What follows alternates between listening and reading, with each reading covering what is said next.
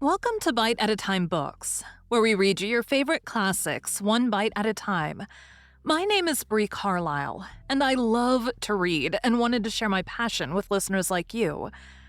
If you want to know what's coming next and get updates from me, Bree, sign up for our newsletter at biteatatimebooks.com. Be sure to follow the show on your favorite podcast platform so you get all the new episodes. Or you can follow the show on YouTube, where we have playlists for all the stories. We're part of the Bite at a Time Books Productions Network.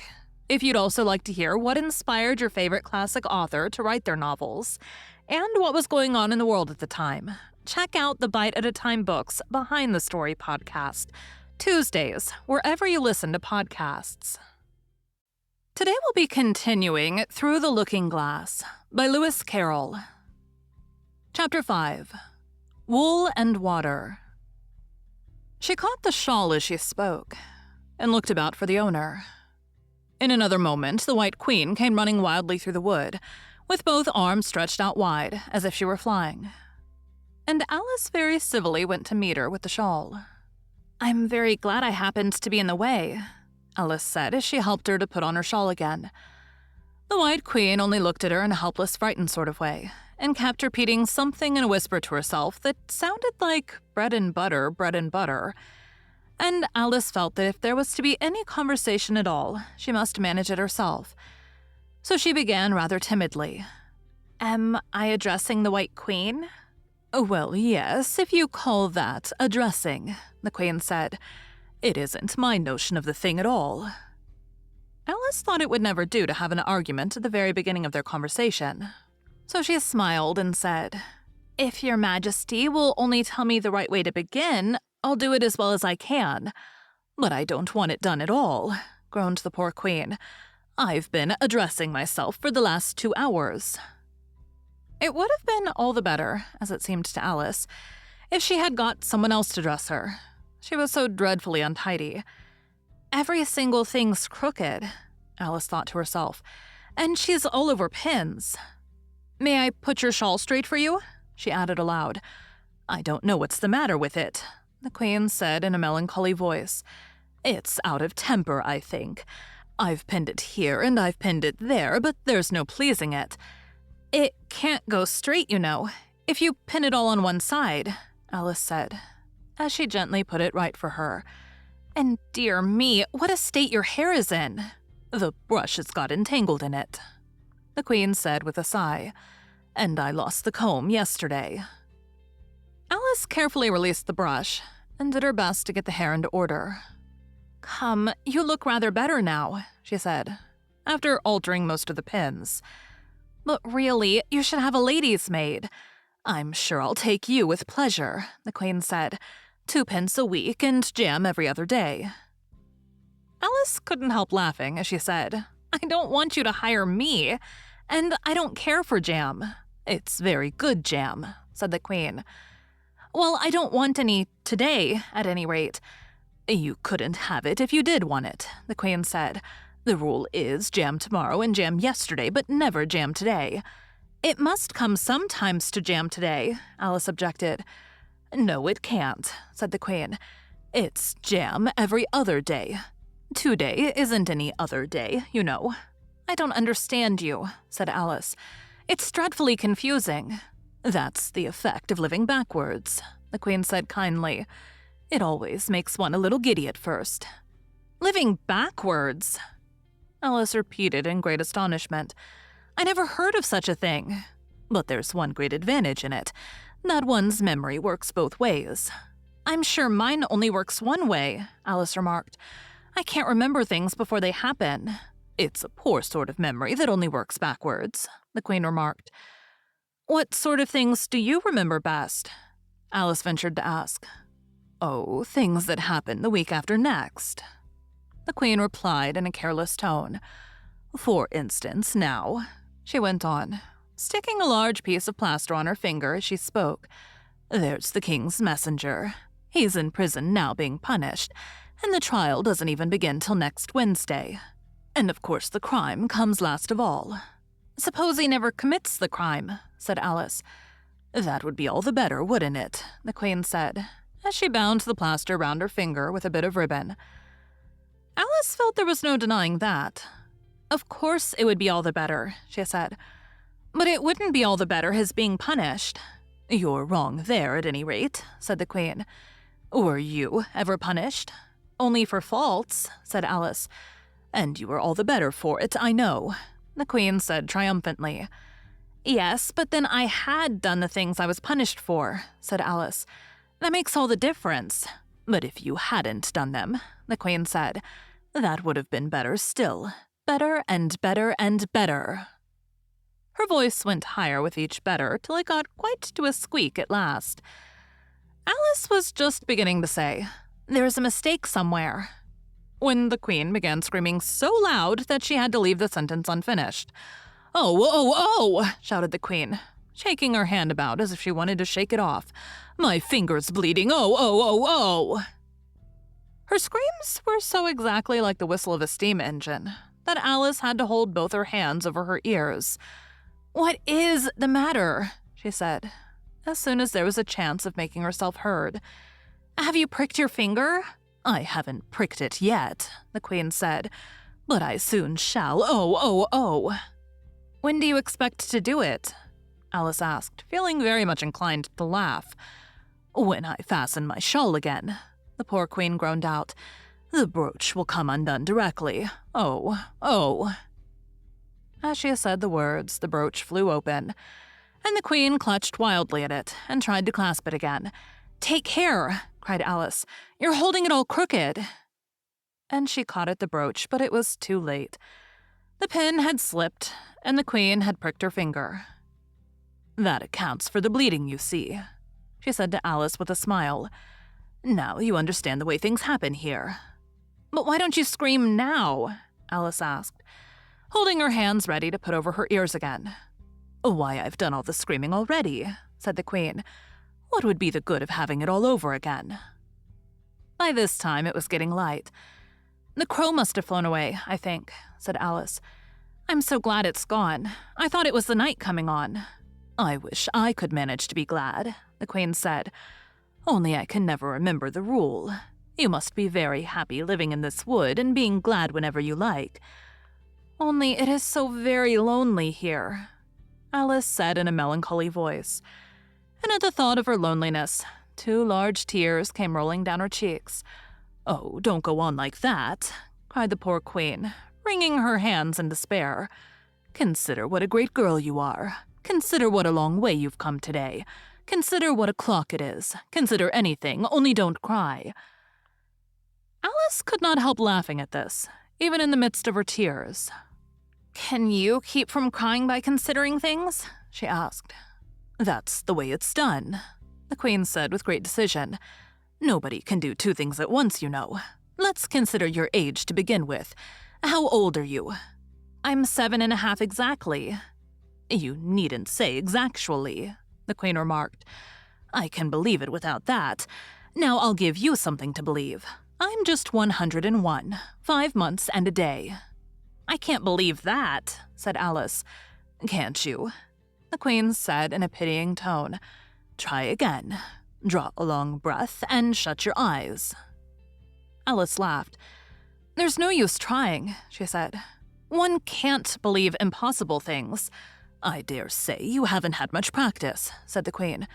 When I was your age, I always did it for half an hour a day. Why, sometimes I've believed as many as 6 impossible things before breakfast. There goes the shawl again. The brooch had come undone as she spoke, and a sudden gust of wind blew the Queen's shawl across a little brook. The Queen spread out her arms again and went flying after it, and this time she succeeded in catching it for herself. I've got it, she cried in a triumphant tone.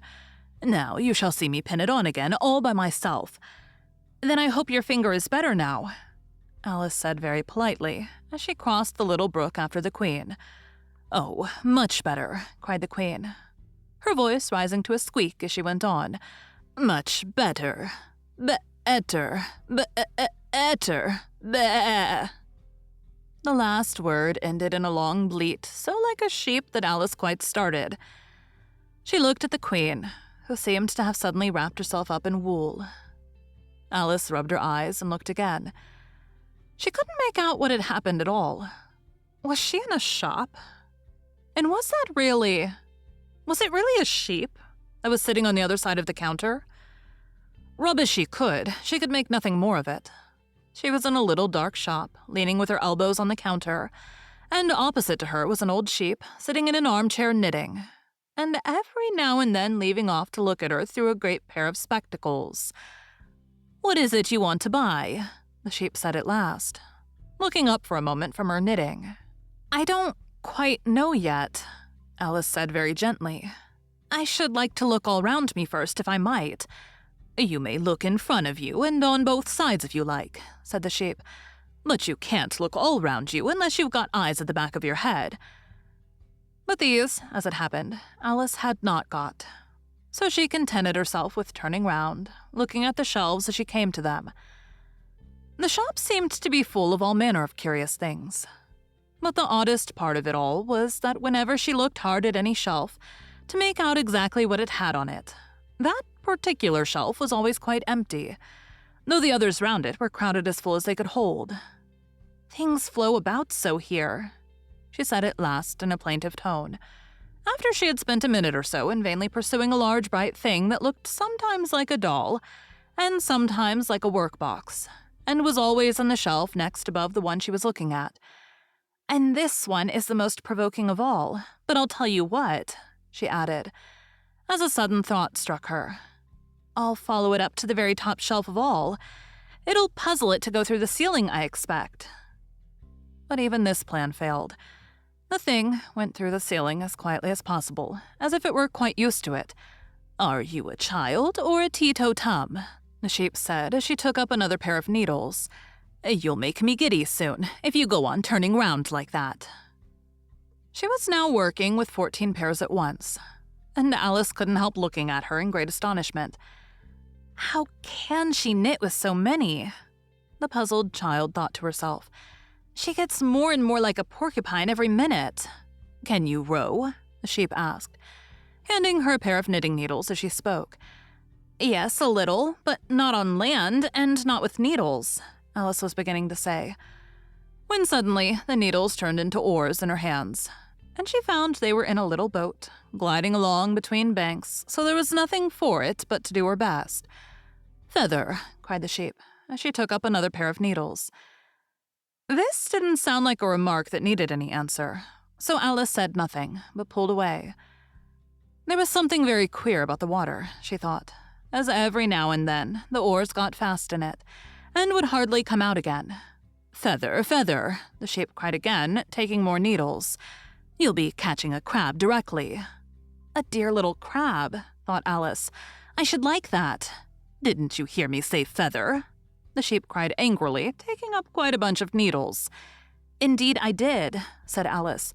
"You've said it very often and very loud. Please, where are the crabs?" "In the water, of course," said the sheep, sticking some of the needles into her hair as her hands were full. "Feather, I say." "Why do you say feather so often?" Alice asked at last, rather vexed. "I'm not a bird." "You are," said the sheep. "You're a little goose." This offended Alice a little, so there was no more conversation for a minute or two, while the boat glided gently on, sometimes among beds of weeds, which made the oars stick fast in the water worse than ever, and sometimes under trees, but always with the same tall riverbanks frowning over their heads. "Oh, please, there are some scented rushes," Alice cried in a sudden transport of delight. "They really are, and such beauties. You needn't say please to me about 'em," the sheep said, without looking up from her knitting. "I didn't put 'em there, and I'm not going to take 'em away." "No, but I meant—" "Please, maybe wait and pick some," Alice pleaded. "If you don't mind stopping the boat for a minute." "How am I to stop it?" said the sheep. "If you leave off rowing, it'll stop of itself." So the boat was left to drift down the stream as it would, till it glided gently in among the waving rushes. And then the little sleeves were carefully rolled up, and the little arms were plunged in elbow deep to get the rushes a good long way down before breaking them off. And for a while, Alice forgot all about the sheep and the knitting as she bent over the side of the boat with just the ends of her tangled hair dripping into the water. While with bright, eager eyes, she caught at one bunch after another of the darling scented rushes. "I only hope the boat won't tipple over," she said to herself. "Oh, what a lovely one! Only I couldn't quite reach it." And it certainly did seem a little provoking. Almost as if it happened on purpose, she thought. But though she managed to pick plenty of beautiful rushes as the boat glided by, there was always a more lovely one that she couldn't reach. "The prettiest are always further," she said at last, with a sigh at the obstinacy of the rushes in growing so far off, as, with flushed cheeks and dripping hair and hands, she scrambled back into her place and began to arrange her newfound treasures. What mattered it to her just then that the rushes had begun to fade, and to lose all their scent and beauty from the very moment that she picked them? Even real scented rushes, you know, last only a very little while. And these, being dream rushes, melted away almost like snow, as they lay in heaps at her feet. But Alice hardly noticed this. There were so many other curious things to think about. They hadn't gone much further before the blade of one of the oars got fast in the water and wouldn't come out again. So Alice explained it afterwards. And the consequence was that the handle of it caught her under the chin, and in spite of a series of little shrieks of "oh, oh, oh" from poor Alice, it swept her straight off the seat and down among the heap of rushes. However, she wasn't hurt, and was soon up again.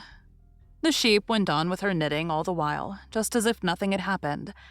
"That was a nice crab you caught," she remarked, as Alice got back into her place, very much relieved to find herself still in the boat. "Was it? I didn't see it," said Alice, peeping cautiously over the side of the boat into the dark water. "I wish it hadn't let go. I should so like to see a little crab to take home with me." But the sheep only laughed scornfully and went on with her knitting. "Are there many crabs here?" said Alice. "Crabs and all sorts of things," said the sheep. "Plenty of choice, only make up your mind. Now what do you want to buy?" "To buy?"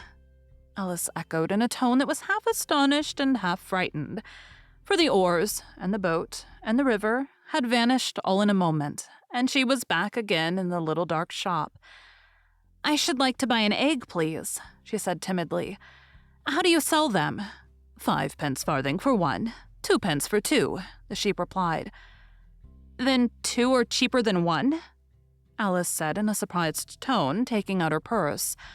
"Only you must eat them both if you buy 2, said the sheep. "Then I'll have 1, please," said Alice, as she put the money down on the counter, for she thought to herself, "They mightn't be at all nice, you know." The sheep took the money and put it away in a box. Then she said, "I never put things into people's hands. That would never do. You must get it for yourself." And so saying, she went off to the other end of the shop and set the egg upright on a shelf. "I wonder why it wouldn't do," thought Alice, as she groped her way among the tables and chairs, for the shop was very dark towards the end. "The egg seems to get further away the more I walk towards it. Let me see. Is this a chair? Why, it's got branches, I declare. How very odd to find trees growing here. And actually, here's a little brook. Oh, this is the very queerest shop I ever saw." So she went on, wondering more and more at every step as everything turned into a tree the moment she came up to it. And she quite expected the egg to do the same. Thank you for joining Bite at a Time Books today, while we read a bite of one of your favorite classics. Again, my name is Bree Carlile, and I hope you come back tomorrow for the next bite of Through the Looking Glass. Don't forget to sign up for our newsletter at biteatatimebooks.com. You can check out the show notes or our website, biteatatimebooks.com, for the rest of the links for our show. We'd love to hear from you on social media at Bite at a Time Books.